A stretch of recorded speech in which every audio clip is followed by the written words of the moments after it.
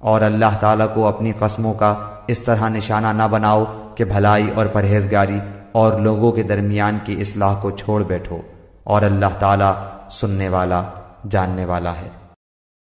وَلَا تَجْعَلُوا اللَّهَ عُرْضَةً لِأَيْمَانِكُمْ، ایک اور حکم آ گیا، اللہ تعالیٰ کا نام جو ہے وہ تختہ مشق نہ بنا لو اپنی قسموں کے لیے۔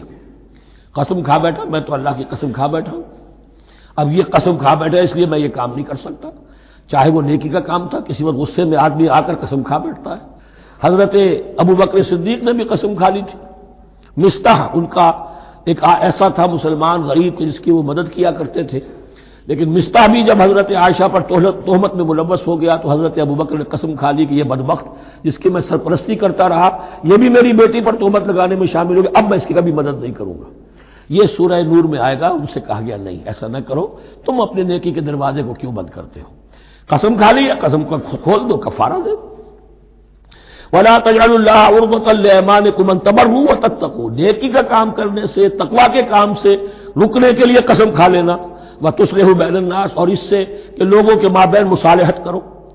اب آپ نے کسی دو بھائیوں کے درمیان جھگڑا تھا، مصالحت کی کوشش کی، آپ کی بات نہیں مانی گئی، اب اللہ کی قسم ہے صاحب اب میں آپ کے معاملے میں دخل نہیں دوں گا، اب میں تو قسم کھا بیٹھا۔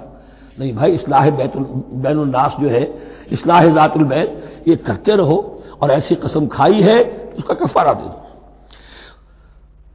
واللہ سمیع علیم، اور اللہ تعالیٰ سننے والا اور جاننے والا ہے۔